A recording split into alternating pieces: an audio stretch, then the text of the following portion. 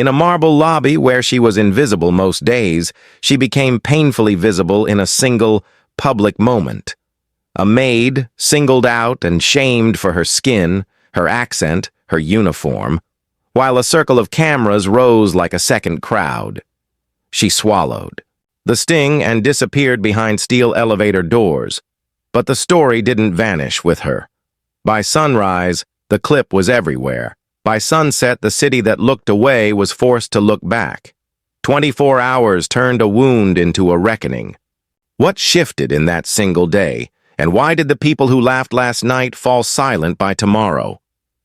Most mornings began before the city's first train. She packed a small lunch, pinned her hair, and slipped into a uniform that made her blend into the background of other people's lives. Asha cleaned high floors in a luxury tower where the skyline sat like a painting, and her reflection stayed on the wrong side of the glass. She moved with practiced care, quiet, precise, invisible by necessity, tucking stray blankets, polishing chrome, noticing everything, and being noticed by almost no one.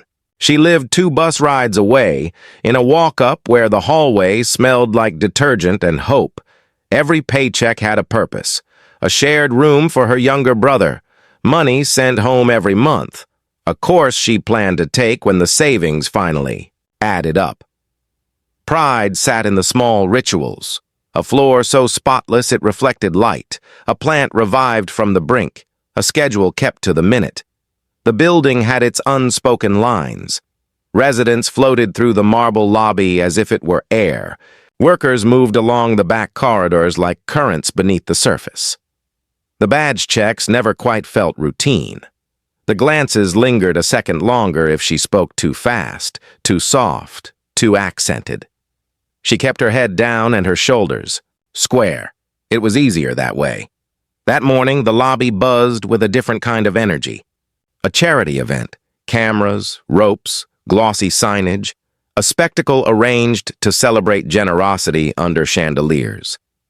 The service passage near the freight elevator was blocked off for staging, a temporary detour that nudged staff into public view. Asha adjusted her route, hugged her cleaning cart, and planned to finish her floors early. One more Thursday, she told herself in motions and breaths. She did not know that a single turn through that glittering lobby would pull her out of anonymity and place her in the harshest light. A line she never crossed was about to cross her. The detour pushed her into the glow. Asha eased her cart along the edge of velvet ropes, the music too bright, the air chilled by chandeliers and curated smiles. She kept to the margin, a shadow with polished wheels measuring the distance between cameras and exits. Then a hand cut through space, an arm that wasn't meant for her but landed anyway. Heads turned. She felt every gaze land like a weight. The lobby, designed to make certain people visible, suddenly framed her as the wrong kind of center, and in the lull between songs, the room chose a target. It started with a performance of authority, the kind that reads a uniform as a warning. A resident, one of the faces on the building's glossy brochure, signaled to security as if waving through a car. Asha lifted her badge, an instinct drilled by routine. It should have ended there. It didn't. The badge became a prop. The crowd made space not with kindness, but curiosity. Phones rose. Asha felt the heat flush her neck as words about protocols and standards swirled, each syllable scrubbing away her dignity. She wasn't a person now. She was an interruption. The event sold generosity. The room practiced exclusion. Her cart snagged on a rug seam. A small bottle tipped. A dot of cleaner splashing onto a carpet that likely cost more than a month of her rent. The sound that followed wasn't a gasp. It was a verdict. Someone's smile tightened. Security stepped in, not to help, but to display order. The not yet dry speck on the weave became proof that she didn't belong. She stood her ground because there was nowhere else to stand. When the escort came, it was rehearsed, firm, public, an exit staged for the cameras that had just pivoted from charity banners to her face. The steel doors closed on her reflection, and behind them, applause resumed. But the humiliation didn't stay behind. A teenager in a hoodie had watched from the stairwell, waiting for his mother's shift to end. His phone had captured the arc of the moment, the badge lifted, the faces tightening, the removal. He posted, a caption like a hand, outstretched. She works here. Views ticked upward like a fast clock. Faces in the background were tagged. The building's mirrored logo glowed in the corner of the frame like a signature. People paused the video on her name card, on the command in a finger, on the look in her eyes when she realized this wasn't about a spill. Comments filled with anger, with recognition, with admissions of similar hurts that never made it to a screen. The internet, so quick to forget, decided to remember. On the bus ride home, the city blurred. Her lunch sat untouched beside her. A call from a supervisor arrived with careful words and cold distance. Administrative leave, pending review. The message landed like a stamp that read, problem. Another call came from an unknown number, then 3 more. A coworker sent a short note. The video was everywhere. A local page reposted with a headline about charity optics, and the workers kept out of the picture. The event sponsor issued a statement about safety and standards. It read like a door closing, yet the door didn't hold. People started pulling old threads, past complaints, whispered stories, pictures of workers funneled through back corridors while donors toasted equality. Asha's name trended next to the buildings. By night, a stranger messaged with legal help. An organizer offered to meet. Journalists asked for her voice, not just her image. Fear sat at her table. Pride sat across from it. She thought of the money she sent home, the class she hoped to take, the way invisibility had felt like protection until it wasn't. Her brother asked if he should skip practice to walk her to work. She told him no with a steady hand, even as her phone vibrated like a second heartbeat. At 11:58 p.m., the view count passed 1 million. The building's board circulated an internal memo that leaked 5 minutes later. Pressure mounted not in whispers now, but in push alerts. Before dawn, a plan began to take shape without her permission and because of her courage. A small crowd announced they would gather in the very lobby that had spat her out. A pro bono attorney confirmed attendance. A national outlet booked a morning segment. The man who had signaled security shut off his comments and went dark. Asha laid her uniform across a chair and stared at the crease where the fabric folded. She didn't sleep.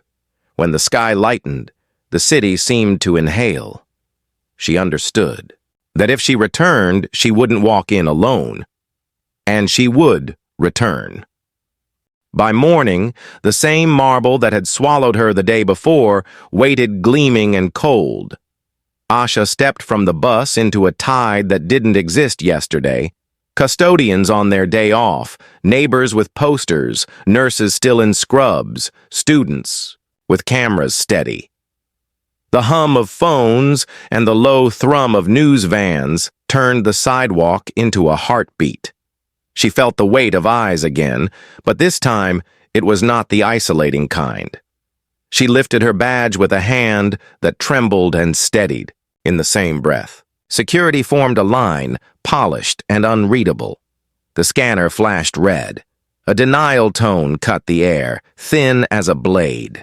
Shame surged, old and familiar, the kind that made her want to shrink to the size of a name tag. She didn't step back. The attorney beside her passed a letter across the podium of a forearm. A journalist raised a tablet that lit up with the leaked memo from the night before. Instructions couched in soft words about optics and comfort, written to keep workers like her out of sight when donors gathered under chandeliers. The lobbies, mirrors reflected faces changing color. The building manager appeared with a practiced smile that faltered at the edges. A sponsor's logo on a banner was being peeled down in real time across the street as a statement pinged across phones. In the mezzanine, other workers began to emerge, uniforms like a quiet procession, Dishwashers, porters, night shift cleaners, a concierge who had seen too much. They didn't touch her. They formed a corridor with their bodies, a human walkway, through the center of a room that once insisted she use the back. The scanner remained red, her jaw set. The crowd hushed into a single breath. Radios crackled. Somewhere up the chain, decisions shifted from defiance to damage control. A light above the gate flickered. The red turned to green with a soft, decisive sound that moved through her spine. She stepped forward, not toward the freight elevator, but straight through the main entrance that had always been a stage for others. The doors parted. The city leaned in. What happened next would redraw more than a route to work. She crossed the threshold and felt the building shift. The marble still gleamed, but it no longer swallowed her. Workers held their line like a quiet guard of honor. Cameras tried to own the moment and failed. She moved past the freight corridor on purpose, rolling her cart across the same floor where generosity had been staged and dignity had been denied. The green light on the scanner lingered in her mind like a bell still ringing. By sundown, 24 hours after strangers laughed and looked away, the victory took shape in signatures and statements. The building reinstated her with back pay and a public apology that named what happened. Policies changed in writing, not whispers. No more backdoor mandates during events, an independent channel for worker complaints, training led by the people who had been ignored. The sponsor cut ties until reforms were verified. The man who had summoned security stepped down from a community board as his peers chose distance over defense. In the break room, union cards began to fill with ink. At home, Asha exhaled. She enrolled in the course she had been saving for. A fund from small donations covered the first term.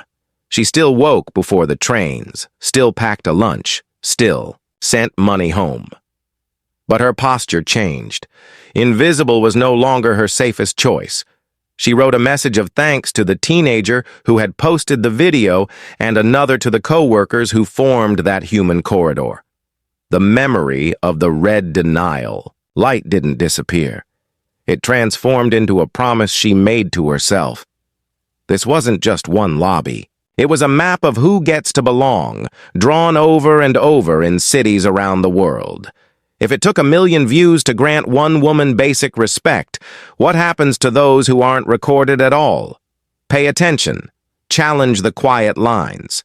Share this story with someone who thinks the problem is somewhere else. Because the doors are still here, and the next time they close in someone's face, will we let them, or will we help hold them open?